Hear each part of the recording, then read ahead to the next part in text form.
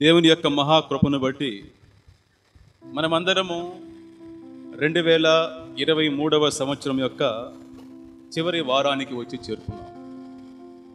ఇక ఒకే ఒక వారంలో మనము నూతన సంవత్సరంలోనికి ప్రవేశించబోతున్నాం.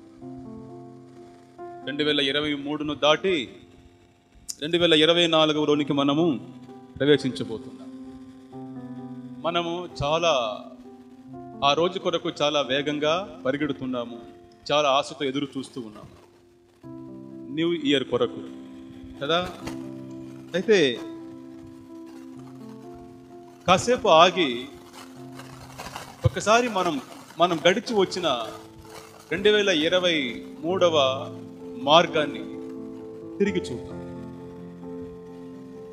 ఆమేన్. ఒకసారి తిరిగి చూద్దాం. మనం వచ్చిన 12 నెలలు మనం దాటి వచ్చి ఉన్నాం.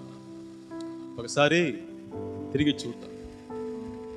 నేను వచ్చిన మార్గాన్ని తిరిగి చూస్తే ఆ మార్గం అంతా కూడా నా ప్రభువైన అయిన యేసు క్రీస్తుతో నిండి ఉన్నది. ఆయన ప్రేమ, ఆయన దయ, ఆయన కనికరము, ఆయన వాత్సల్యత, ఆయన హస్తము నా మార్గమంతా అలాగే ఆవరించి ఉంది. నేను 12 నెలలు దాటి వచ్చింది నా శక్తి చేత కాదు, నా బలము చేత కాదు, నా తెలివితేటల చేత కాదు. కేవలం ఆయన ప్రేమ, ఆయన దయ, ఆయన కనికరము, ఆయన వాత్సల్యత, ఆయన మాటలు, ఆయన హస్తం.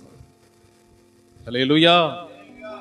సో నేను వచ్చిన మార్గం అంతా కూడా తిరిగి చూస్తే అది నా ప్రభువైన యేసు క్రీస్తుతో నిండి ఉంది. ద్వితీయోపదేశ కాండము 1వ అధ్యాయము 31 నా కళ్ళను నింపుతుంది.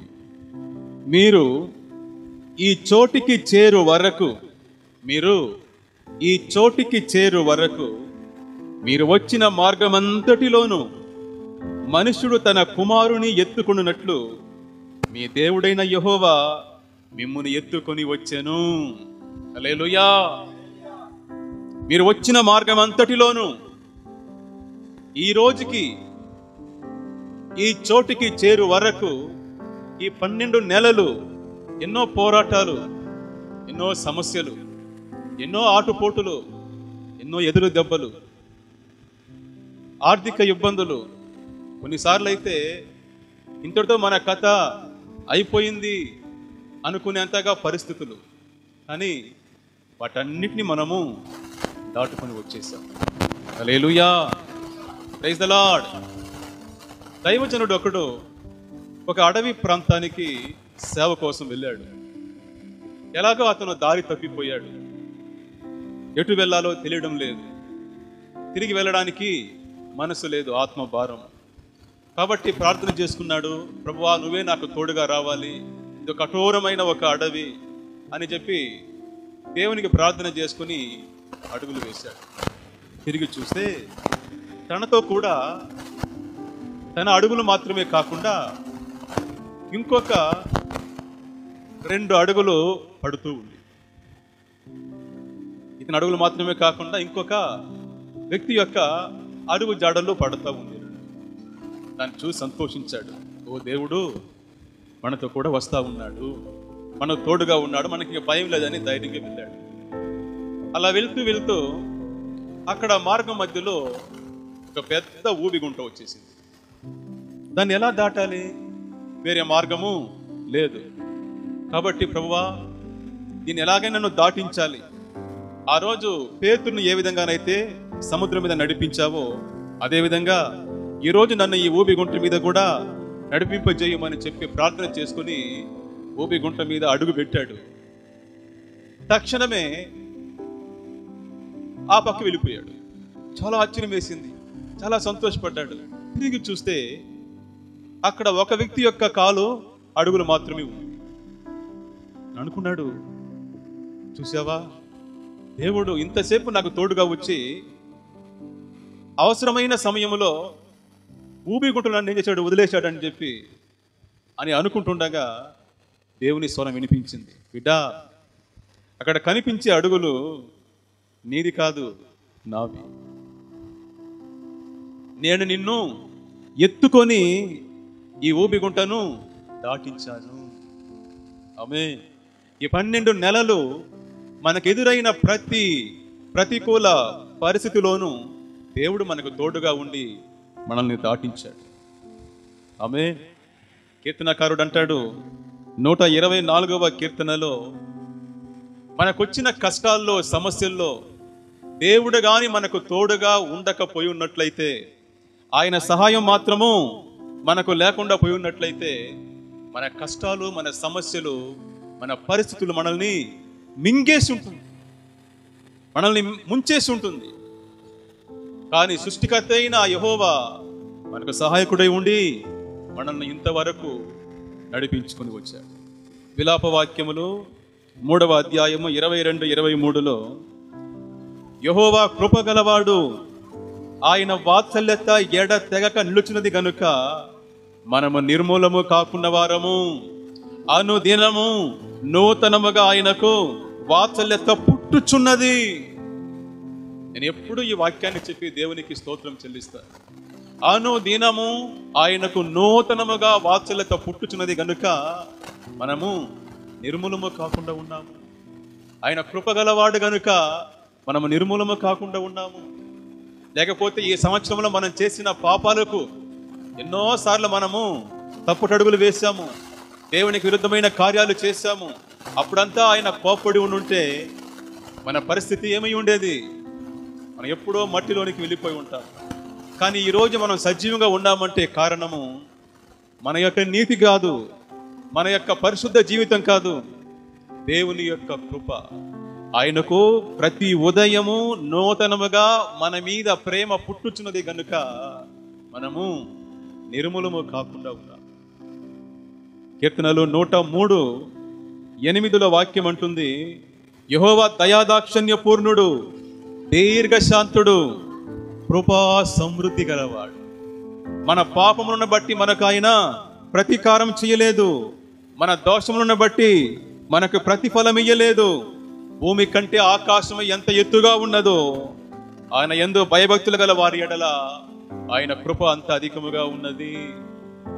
మనం చేసిన తప్పులకు తగిన శిక్ష ఆయన ఇచ్చుంటే మన పరిస్థితి ఎప్పుడో ముగిసిపోయి ఉండేది. కానీ మనం దేనికి అర్హులమో దానిని దేవుడు ఇవ్వకుండా, మనం దేనికి అర్హులము కాదో దానిని ఆయన ఇచ్చాడు మనకు. మనం ఆయన కోపానికి అర్హులము, ఆయన ఉగ్రతకు అర్హులము.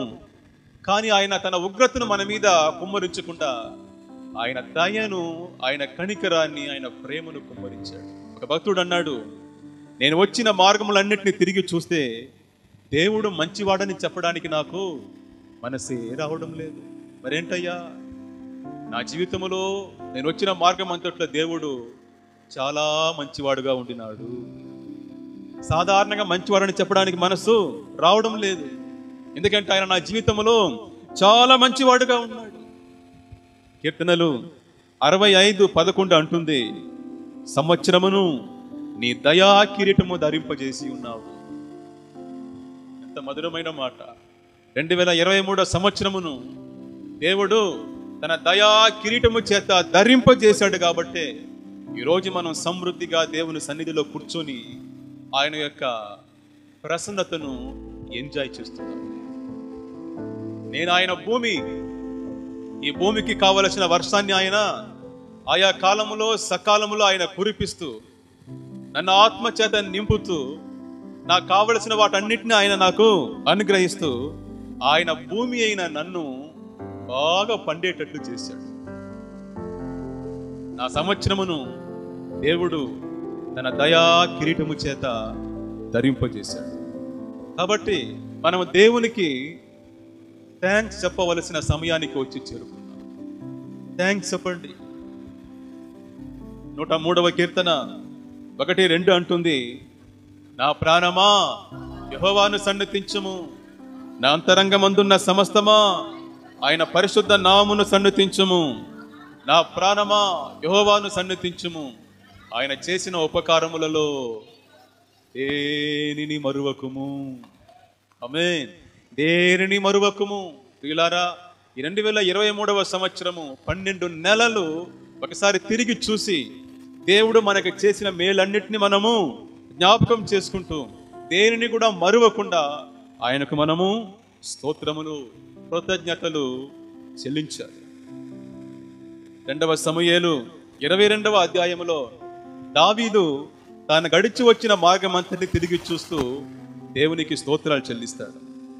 2వ సమూయేలు 22వ అధ్యాయము 18-20. బలవంతులకు పగవారు, నన్ను ద్వేషించువారు నాకంటే బలిష్ఠులై ఉండగా,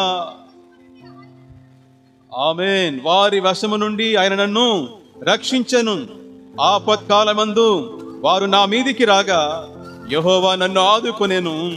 విశాలమైన స్థలమునకు నన్ను తోడుకొని వచ్చాను.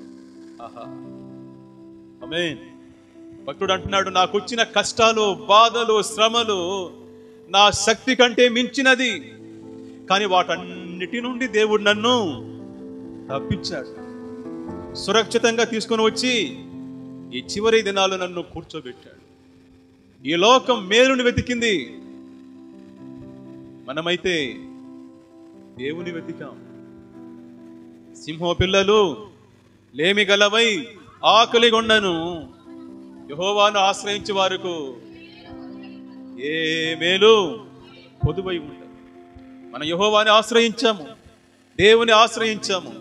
ఈ సంవత్సరం అంతా ఏ మేలు కొదువ లేకుండా దేవుడు మనల్ని నడిపించాడు.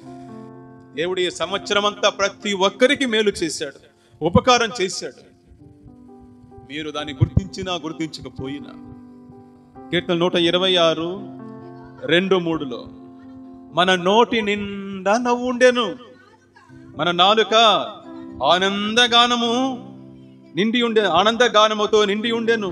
బ్రదర్, సిస్టర్, ఈ సంవత్సరం అంతా దేవుడు మనల్ని, మన నోటిని నవ్వుతో నింపాడు, ఆనందగానము పాట చేశాడు, గొప్ప కార్యములు చేశాడు. నోటి నిండా దేవుడు నవ్వునిచ్చాడు. హల్లెలూయా. మనల్ని సంతోషపెట్టాడు, అనేక విషయాల్లో మనల్ని సంతోషపెట్టాడు. ఇలా నిన్ను నవ్వించిన, నిన్ను సంతోషపెట్టిన దేవుణ్ణి నువ్వు సంతోషపెట్టావా?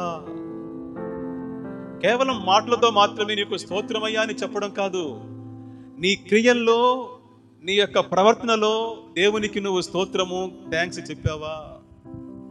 ఎన్ని కార్యాలు దేవుడు మనకు మేలు చేసి సంతోషపెట్టాడు. ఆమేన్. నీకు ఒక ఇల్లు ఇచ్చి, సొంతంగా నీకు ఇల్లు ఇచ్చి నిన్ను సంతోషపెట్టాడు. నీకు వ్యాధి వచ్చినప్పుడు దాన్ని స్వస్థపరచి నిన్ను సంతోషపెట్టాడు. నీకు కష్టం వచ్చినప్పుడు తన ఆదరణ మాటలు ఇచ్చి నిన్ను సంతోషపెట్టాడు. నీ కూతురికి పెళ్లి పెట్టుకుంటే ఆ వివాహాన్ని విజయవంతంగా ఏ సమస్య లేకుండా దేవుడు నడిపించాడు. ఆ రోడ్లలో పడిపోతే, భయంతో కృంగిపోతే దేవుడు నిన్ను ధైర్యపరచి, బలపరచి, నిలబెట్టి నిన్ను సంతోషపెట్టాడు. ఇలా అనేక రకాలుగా నిన్ను సంతోషపెట్టిన దేవుని నువ్వు సంతోషపెట్టావా? ఒక సోదరుడు ఒక సమస్యలో ఇరక్కబోయాడు.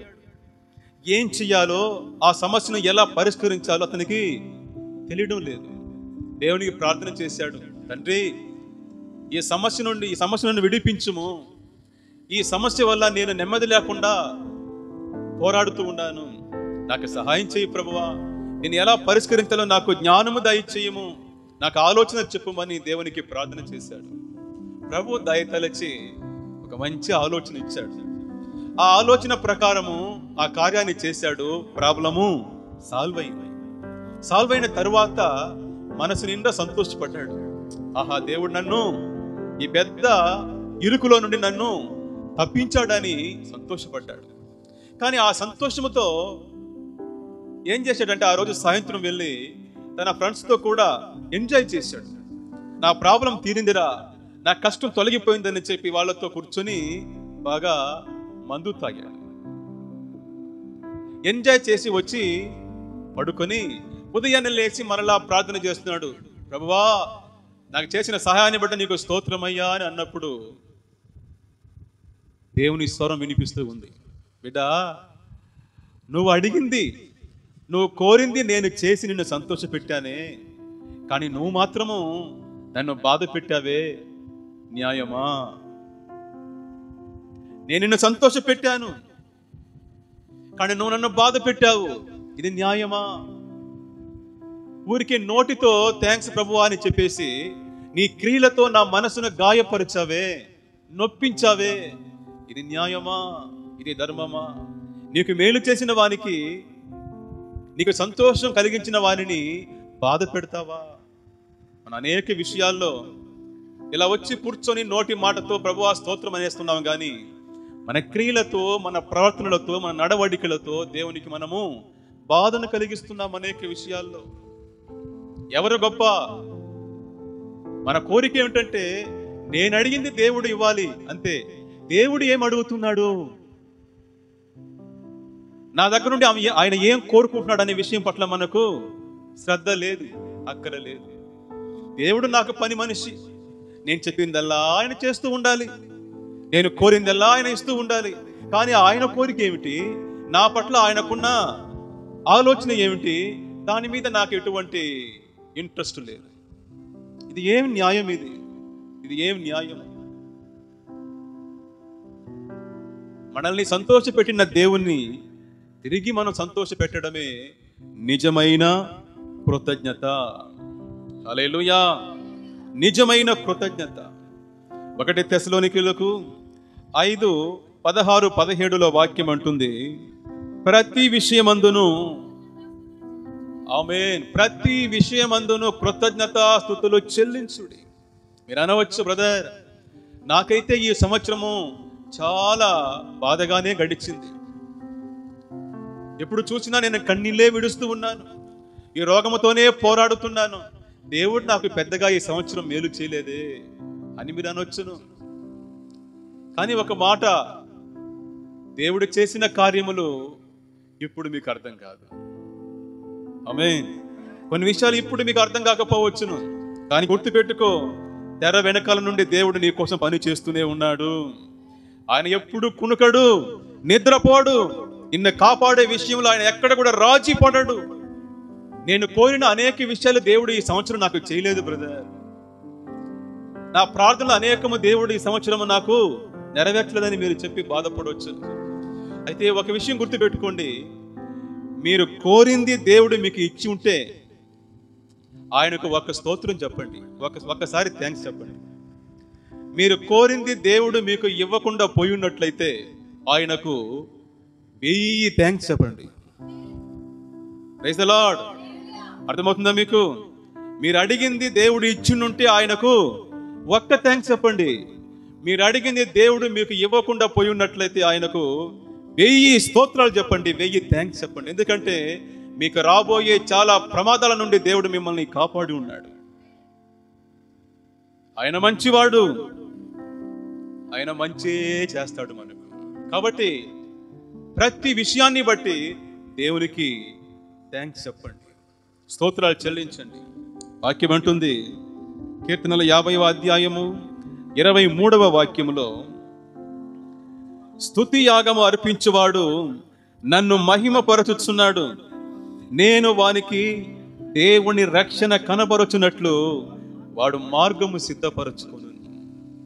ఆ వాక్యానికి సింపుల్గా అర్థం ఏమిటంటే, దేవుడు ఈ సంవత్సరం నీకు చేసిన మేలును గుర్తు చేసుకొని ఆయనకు నీవు స్తోత్రాలు చెల్లిస్తే అది రేపు సంవత్సరానికి లేక రాబోయే సంవత్సరానికి ఆయన చేయబోయే మహా గొప్ప కార్యాలకు నువ్వు మార్గాన్ని సిద్ధపరచుకుంటున్నావు అన్నమాట.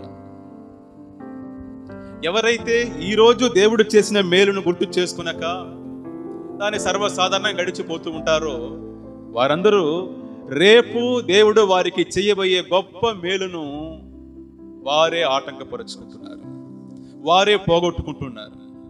కాబట్టి మిగిలిన ఈ కొన్ని దినాలైనా, ఈ సంవత్సరం అంతటిని, గడిచి వచ్చిన మార్గం అంతటిలోనూ దేవుడు మీకు చేసిన మేలును ప్రతి ఒక్క దానిని గుర్తు చేసుకుని ఆయనకు స్తుతియాగములు చెల్లించుడి.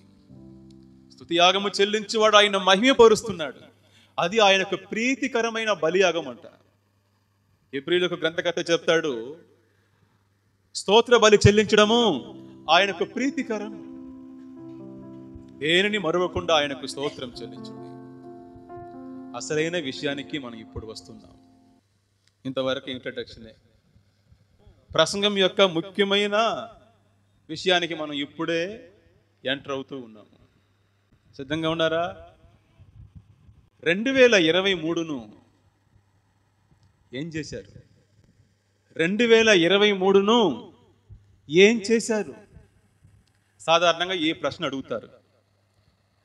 2023 మీకు ఎలా ఉండింది అని అడుగుతారు సాధారణంగా, అంతే కదా? ఏం సిస్టర్, ఏం బ్రదర్, 2023 సంవత్సరం మీకు ఎలా ఉండింది బ్రదర్ అని అడుగుతారు. కానీ దేవుడు ఓ క్రొత్త ప్రశ్నను మనకు సంధిస్తున్నాడు. ఏమిటది? 2023ను ఏం చేశారు? మన ప్రియ దైవజనులు హోసన్న జాన్ వెస్లీ గారు ఒక పాటలో ఈ విధంగా పాడారు. ఘనమైనది నీ కార్యములు అనే పాటలో ఒక 2 లైన్ ఈ విధంగా వస్తుంది. అనుదినము నీ అనుగ్రహము, ఆయుష్కాలము నీ వరం. నాకు నచ్చిన పాట అది. ఆ 2 లైన్ నేను ఎప్పుడు ప్రతిరోజు ఆ మాటను చెప్పి దేవుని స్తుతిస్తాను. దేవా, అనుదినము నీ అనుగ్రహం, ప్రతిరోజు నీ వలన నాకు వచ్చింది, ఆయుష్కాలము నీ వరం. సో 2023వ సంవత్సరము దేవుడు మనకిచ్చిన అనుగ్రహము, వరము, దానిని ఏం చేశారు? 2023ను ఏం చేశారు? ఎఫెసీయులకు 5వ అధ్యాయము 16-17లో వాక్యం అంటుంది, దినములు చెడ్డవి గనుక సమయమును పోనీయక దానిని సద్వినియోగపరచుకొనుచు అజ్ఞానుల వలె కాక జ్ఞానుల వలె నడుచుకొనుడి. ఆమేన్. మీకు దేవుడు ఇచ్చిన ఈ కాలాన్ని, ఈ 2023వ సంవత్సరాన్ని మీరు ఏం చేశారు? సద్వినియోగపరుచుకున్నారా? సర్వనాశనం చేశారా? చెడు మార్గములో జీవించిన వారు తమ రోజుల్ని, తన సంవత్సరాలను ఏం చేసుకుంటున్నారు? ఖర్చు పెట్టేస్తూ ఉన్నారు, అనగా నాశనం చేసుకుంటున్నారు. చెడు మార్గములో జీవించేవారు, తప్పుడు మార్గములో జీవించేవారు 2023వ సంవత్సరాన్ని ఖర్చు పెట్టేసినారు, నాశనం చేసుకునేశారు. తమ కొరకే జీవించిన వారు 2023వ సంవత్సరాన్ని వేస్ట్ చేసుకున్నారు. వాడు ధనవంతుడు. లూకాసు వార్త 16వ అధ్యాయము 19లో వాక్యం అంటుంది, ఏమని? అతడు అనుదినము బహుగా సుఖపడుచుండెను.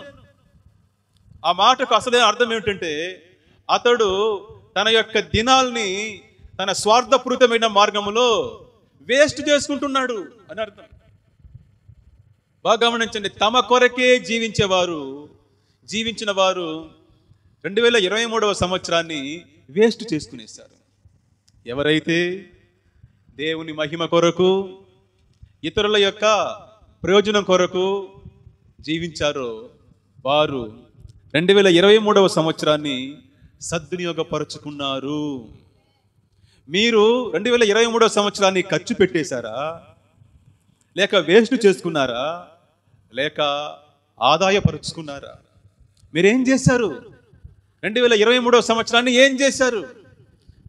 చెడు మార్గంలో జీవించిన వారు 2023వ సంవత్సరాన్ని ఖర్చు పెట్టేశారు. తమ కొరకే జీవించిన స్వార్థపరులు ఈ సంవత్సరాన్ని వేస్ట్ చేసుకున్నారు. కానీ ఎవరైతే దేవుని మహిమ కొరకు, ఇతరుల మేలు కొరకు జీవించారో వారు 2023ను వాళ్ళు సద్వినియోగపరుచుకున్నారు. కీర్తనలు 90వ అధ్యాయము 12-14లో మోషే ఇలా ప్రార్థన చేస్తాడు. దేవా, మాకు జ్ఞాన హృదయము కలుగునట్లు చేయము. ఆమేన్. మా దినములను లెక్కించుటకు మాకు నేర్పము. దేవా, ప్రభువా, మాకు జ్ఞాన హృదయము కలుగునట్లు చేయము. దినములను లెక్కించుటకు మాకు నేర్పుమయ్యా. అంటే నువ్విచ్చిన ఈ రోజుల్ని, ఈ సంవత్సరాలని, ఈ ఆయుష్కాలాన్ని వృధా చేసుకునకుండా దాన్ని సద్వినియోగపరచుకోవడానికి జ్ఞాన హృదయమును మాకు దయచేయము నాయన. ఆ తర్వాత 14వ వాక్యంలో అంటాడు, ఉదయమున నీ కృపతో మమ్మల్ని తృప్తిపరచుము, అప్పుడు మేము మా దినములన్నీ ఉత్సహించి సంతోషించెదము. ఏం ప్రార్థన, ఏం మాటలు! ప్రతి హృదయము జ్ఞాన హృదయము దయచేయము, మరియు నీ కృపతో నింపు నాయన. అప్పుడే మేము ప్రతి దినము ఉల్లాసంగా జీవించగలము, సంతోషంగా జీవించగలము. ఆయన జ్ఞానము మరియు ఆయన కృప రోజుల్ని ఖర్చు పెట్టకుండా, వేస్ట్ చేయకుండా సద్వినియోగపరుచుకుంటూ జీవించడానికి మనకు సహాయపడుతుంది. ఒకసారి ఆలోచించండి, మీరేం చేశారు? 2023వ సంవత్సరాన్ని ఏం చేశారు? 2022 కంటే 2023లో మీరు ఆత్మీయంగా ఎదిగారా? Very very important question. చాలా ముఖ్యమైన ఒక ప్రశ్న ఇప్పుడు దేవుడు మనల్ని అడుగుతున్నాడు. 2022 కంటే 2023వ సంవత్సరంలో మీ ఆత్మీయ జీవితంలో మీరు ఎదిగారా? అలాగే ఉన్నారా? లేక తరిగారా?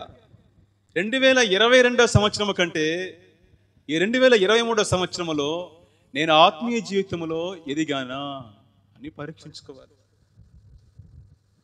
2వ కొరింథీయులకు 13వ అధ్యాయములో 13:5లో పౌలు అంటాడు, మిమ్మల్ని మీరే పరీక్షించుకోనుడి, మీరు పోయిన సంవత్సరం కంటే ఈ సంవత్సరము ఆత్మీయ జీవితంలో ఎదిగారా? లేదా అప్పుడు ఉన్నట్టే ఇప్పుడు కూడా అట్నే ఉన్నాను, ఏం ఎదుగుదల, పెరుగుదల, వృద్ధి లేదు? లేక పోయిన సంవత్సరం కంటే ఈ సంవత్సరం మరింత దిగజారిపోయినారా? మీ ఆత్మీయ జీవితంలో మీరు ఎలా ఉన్నారు? ఇప్పుడు ఎదిగిన స్థాయిలో ఉన్నారా? లేక అలాగే ఉన్నారా? లేక పోయిన సంవత్సరం కంటే ఈ సంవత్సరం తగ్గిపోయినారా మరింతగా? ఆత్మీయ జీవితంలో ఎదుగుదల అంటే దేవుని గూర్చిన జ్ఞానములో పోయిన సంవత్సరం కంటే ఈ సంవత్సరము ఎదిగి ఉన్నారా? అంటే అయ్యా, పోయిన సంవత్సరం కంటే నేను దేవుని గురించి ఈ సంవత్సరం ఎక్కువ తెలుసుకున్నాను. కొందరు అంటారు అప్పుడప్పుడు, బ్రదర్ నాకు దేవుని గురించి ఏమీ తెలియదు బ్రదర్, కానీ ఇక్కడ వచ్చిన తర్వాత ఈ సంవత్సరం నేను దేవుని గురించి చాలా తెలుసుకున్నాను. సో పోయిన సంవత్సరం కంటే ఈ సంవత్సరము దేవుని గురించి కొత్త విషయాలు ఏమైనా మీరు నేర్చుకున్నారా, తెలుసుకున్నారా? దేవుని యొక్క సహవాసములో, ఆయనతో ఉన్న సన్నిహిత బంధములో మీరు ఎదిగారా? పోయిన సంవత్సరం కంటే ఈ సంవత్సరం దేవునితో ఉన్న సహవాసములో ఎదిగి ఉన్నారా? ప్రార్థనా జీవితంలో ఎదిగి ఉన్నారా? వాక్యాన్ని ధ్యానించడములో, వాక్యానికి బైబిల్ పఠనానికి సమయం ఇవ్వడములో ఎదిగి ఉన్నారా? లేదా అట్నే ఉన్నారా? ప్రేమలో ఎదిగి ఉన్నారా? ఆత్మ ఫలములో మీరు ఎదిగి ఉన్నారా?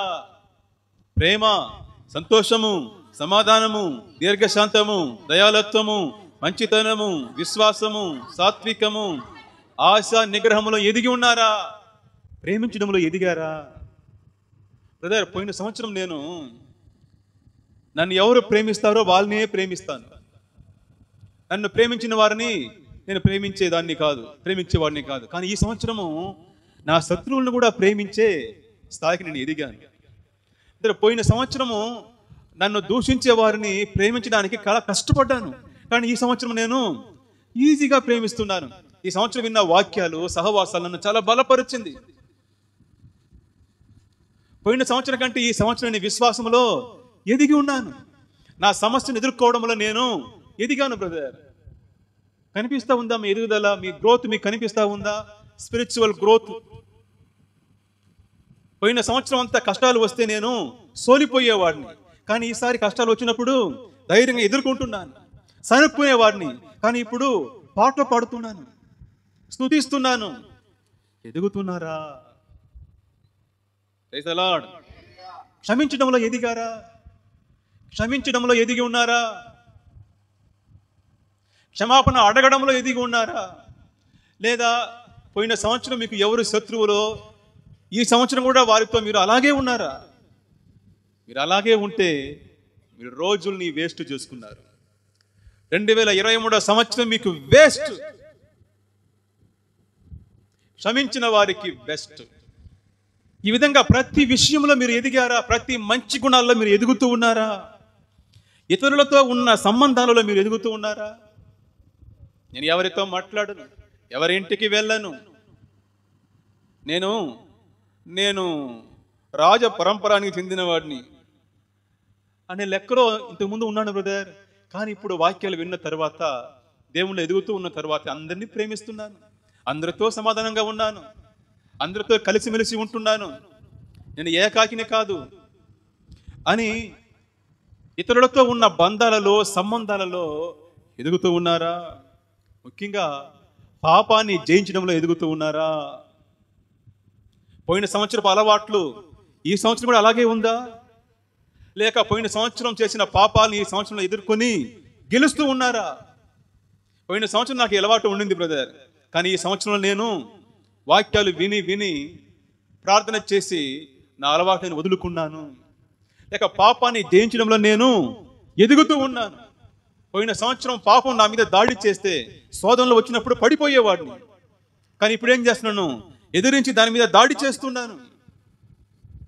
నేను ఈ సంవత్సరం ఆ పాపాన్ని గెలిచేశాను. పాపాన్ని గెలవడంలో ఎదుగుతూ ఉన్నారా? ఎదుగుదల ఉంటే ఒకసారి ఆలోచించి చూడండి. మీరు ఎదిగి ఉంటే 2023 మీకు లాభం. నేను చెప్పిన ఈ విషయంలో ఆత్మీయ జీవితంలో మీరు ఎదిగి ఉంటే, ఆ ఎదుగుదల మీకు కనిపిస్తే 2023 సంవత్సరం మీకు లాభం. లేకపోతే 2023 మీకు నష్టం. నష్టమా లాభమా? ఒకసారి పరీక్షించి చూడండి. మీ ఎదుగుదల మీకు కనిపిస్తూ ఉందా? బ్రదర్, లాస్ట్ సంవత్సరము నాలో మంచి గుణాలు అక్కడక్కడ ఉండింది. పోయిన సంవత్సరము మా పెరట్లో ఉన్న మామిడి చెట్టు ఫలాలు అక్కడక్కడ ఇచ్చింది. ఆ చెట్లలో ఎక్కడో ఒక చోట్ల కొమ్మకి ఒకటి ఉండింది. కానీ ఈ సంవత్సరము ఆ చెట్టు అంతా మామిడికాయలే. దీన్నేమంటాము? ఎదుగుదల, గ్రోత్. పోయిన సంవత్సరం నాలో మంచి గుణాలు అక్కడక్కడ ఉండింది బ్రదర్, కానీ ఈ సంవత్సరము నేను విన్న వాక్యాల ద్వారా, నేర్చుకున్న సత్యాల ద్వారా నేను నా జీవితం అంతా ఇప్పుడు ఎక్కువ ఫలాలు ఫలిస్తూ ఉన్నాను. మీ ఎదుగుదల, మీ ఫలాలు మీకు ప్రత్యక్షంగా బాహాటంగా కనిపిస్తూ ఉందా? లేకపోతే ఎదుగుదల అంటే ఏంటో నాకు తెలియదు బ్రదర్ అంటారా? ఎదిగి ఉంటే 2023 మీకు లాభం, లేకపోతే అది మీకు నష్టం, చాలా నష్టం. సో 2023ను మీరు ఏం చేశారు? దాన్ని ఉపయోగించుకొని ఎదిగారా? దేవుడు ఇచ్చిన 2023 సంవత్సరంలో మీరు ఎక్కువ ఫలాలు ఇచ్చారా? దాన్ని సద్వినియోగపరుచుకున్నారా? లేక వేస్ట్ చేసుకున్నారా? ఇప్పుడు మిమ్మల్ని మీరు పరిశీలించుకోండి. సమాధానం మీ ఆత్మకు తెలుస్తుంది. ఆమేన్. పోనీ 2024 సంవత్సరము మిమ్మల్ని ఎలా ఆహ్వానిస్తుంది? ఇంకొక ముఖ్యమైన ప్రశ్నకు వచ్చాం. మామూలుగా ఏం అడుగుతారంటే, మామూలు ప్రశ్న, ఈ లోకం అడిగే ప్రశ్న ఏమిటంటే, 2024 సంవత్సరాన్ని నువ్వు ఎలా ఆహ్వానించబోతున్నావు? నువ్వు ఎలా వెల్కమ్ చేయబోతున్నావు కదా? న్యూ ఇయర్ను నువ్వు ఎలా సెలబ్రేట్ చేయబోతున్నావు అని అడుగుతారు. చాలామంది చాలా రకాలుగా దాన్ని వెల్కమ్ చేస్తూ ఉంటారు. కానీ దేవుడు మనకు సంధిస్తున్న ప్రశ్న ఏమిటంటే, 2024 సంవత్సరము మిమ్మల్ని ఎలా ఆహ్వానిస్తుంది? బలా నమ్మకమైన మంచి దాసుడా, రారా, నూతన సంవత్సరంలోనికి రా నాయన, ఐ వెల్కమ్ యూ అని సంతోషంగా నిన్ను ఆహ్వానిస్తుందా? లేకపోతే సోమరివైన చెడ్డ దాసుడా, పోరాటం అని మిమ్మల్ని త్రోసివేస్తుందా? రాబోయే నూతన సంవత్సరము మిమ్మల్ని ఎలా ఆహ్వానిస్తుంది? దేవుడు మీకు 2023 అనే సంవత్సరాన్ని, 2023 అనే తలాంతుని మీ చేతికి ఇచ్చాడు. దాన్ని మీరు ఎలా వాడుకున్నారన్న దాన్ని బట్టి నూతన సంవత్సరం యొక్క ఆహ్వానము ఆధారపడి ఉంటుంది. ఆ యజమాని ఒకనికి 5 తలాంతులు ఇచ్చాడు, ఇంకొకటికి 2 ఇచ్చాడు, 1 ఇచ్చాడు, ఇంకొకటికి 1 ఇచ్చాడు. ఈ 5, 2 తీసుకున్న వాళ్ళు దాన్ని ఉపయోగించి మరింతగా తలాంతులు సంపాదించారు. కాబట్టి వారిని చూసి యజమానుడు ఏమన్నాడు? బలా, సబాష్, నమ్మకమైన మంచి దాసుడా, నీ కొరకు నేను ఏర్పాటు చేసి ఉన్న 2024లో ప్రవేశించరా, ఆ సంతోషంలో ప్రవేశించరా అని అన్నాడు. కానీ 1 తలాంతు తీసుకున్నవాడు ఎత్తుకుని పోయి భద్రంగా పూడ్చిపెట్టేశాడు. అందువల్ల యజమాని అన్నాడు, సోమరివైన చెడ్డ దాసుడా, నేనిచ్చిన తలాంతును వృధా చేశాడు, వేస్ట్ చేశాడు. దేవుడు మీకు 2023 అనే సంవత్సరాన్ని ఇచ్చాడు. దాన్ని మీరు ఉపయోగించుకున్నారా? మీ ఆత్మీయ ఎదుగుదలకు, దేవుని నామ మహిమ కొరకు, ఇతరుల మేలు కొరకు దాన్ని ఉపయోగించారా?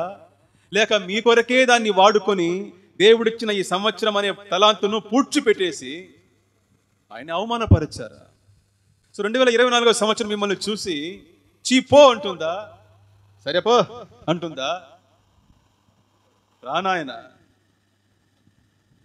రారా నా బిడ్డ, 2023ను నేను ఇచ్చి 2023 నువ్వు సద్వినియోగపరుచుకున్నావు, నన్ను సంతోష పెట్టావు. కాబట్టి ఈ సంవత్సరాన్ని నీకు మరింత ఆశీర్వాదాలు నీ కొరకు నేను ఏర్పాటు చేసి పెట్టున్నాను, వెళ్ళి అనుభవించుపో అని అంటుందా కాలం? మిమ్మల్ని ఏమని పిలుస్తుంది? 2024 సంవత్సరము చీపో అంటుందా? సరే పో అంటుందా? రారా నాయన అంటుందా? 2024 మిమ్మల్ని ఎలా ఆహ్వానిస్తుంది? ప్రియులారా, 2023లో మీరు ఎంతమందికి దీవెనకరంగా ఉన్నారు? లేక మీరు ఎంతమందిని బాధ పెట్టారు? ఒకసారి పరీక్షించండి. ఎందుకంటే పాత దుస్తులతో కొత్త సంవత్సరంలోనికి ప్రవేశించకూడదు. నోట్ దిస్ పాయింట్, ఈ మాటను రాసి పెట్టుకోండి. పాత వస్త్రాలతో, పాత దుస్తులతో కొత్త సంవత్సరంలోనికి ప్రవేశించకండి. ఏదైనా ఉంటే ఇప్పుడే క్లీన్ చేసేయండి. ఈ 2023వ సంవత్సరంలో మీరు ఎంతమందికి దీవెనకరంగా ఉన్నారు? ఎంతమందిని సంతోష పెట్టారు? మీ వలన ఎంతమంది లాభం పొందారు? ఎంతమంది దీవించబడ్డారు? లేకపోతే ఈ 2023వ సంవత్సరంలో మీరు ఎంతమందిని బాధ పెట్టారు? మీ వల్ల ఎంతమందికి ఇబ్బంది కలిగింది? మీ తండ్రికి, మీ తల్లికి, మీ తమ్ముడికి, మీ అన్నకి, మీ బంధువులకి, మీ స్నేహితులకి, మీ సేవకునికి, మీ తోటి విశ్వాసులకు ఎవరికైనా మీరు బాధ కలిగించున్నారా? ఎవరినైనా మీరు ఇబ్బంది పెట్టి ఉన్నారా? ఎవరికైనా బాకీ ఉన్నారా? వాక్యం అంటుంది రోమీయులకు 13:8 మీరు ఎవ్వరికి అచ్చి ఉండకూడదు. ఆమేన్. మీరు ఎవరికి అచ్చి ఉండకూడదు. ఏదైనా ఉంటే ఇప్పుడే క్లీన్ చేసేయండి. నేను చెప్పేది ఆర్థిక విషయాల గురించి కాదు, క్యారెక్టర్లో ఎవరినైనా క్షమించవలసి ఉంటే క్షమించేయండి. ఎవరికైనా మోసం చేసి ఉంటే ఇచ్చేయండి. ఎవరైనా బాధ పెట్టి ఉంటే వారి దగ్గరికి వెళ్ళి సారీ అడగండి. నూతన సంవత్సరంలోనికి నూతన దుస్తులతో వెళ్ళండి. పాత దుస్తులు వేసుకొని కొత్త సంవత్సరంతో వెళ్ళకండి. మనకు కొత్త సంవత్సరం వస్తే వాగ్దానం పొందుకోవాలనే ఆశ. ఆ వాగ్దానం తీసుకున్న తర్వాత ఏం చేస్తాము? 2-3 రోజుల కింద మర్చిపోతాము దాన్ని, అంతే. మరలా వాగ్దానం ఎప్పుడు గుర్తుకు వస్తుంది? జనవరి 1 వస్తే గుర్తుకు వస్తుంది. దేవుడు వాగ్దానం ఇచ్చేది న్యూ ఇయర్ కోసం కాదు, న్యూ లైఫ్ కోసం ఇచ్చేది ఆయన. ఆమేన్. కొత్త సంవత్సరం కోసం కాదు దేవుడు వాగ్దానం ఇచ్చేది, కొత్త జీవితం కొరకు ఆయన ఇచ్చేది. ఎవరైతే ఈ సంవత్సరంలో దేవుడు మీకు ఇచ్చిన వాగ్దానం పట్ల శ్రద్ధ కలిగి ఆ వాగ్దానంతో దేవుడు ఇచ్చిన ఆజ్ఞను సరిగ్గా నెరవేరుస్తూ ఆ మాటకు విధేయత కలిగి జీవించారో వారికి దేవుడు 2024కి ప్రేమతో ఇంకో మాటను ఇస్తాడు. ఎందుకంటే ఆయన అన్నాడు, కలిగిన వానికి ఇవ్వబడును, లేని వానికి ఉన్నది కూడా తీసివేయబడును.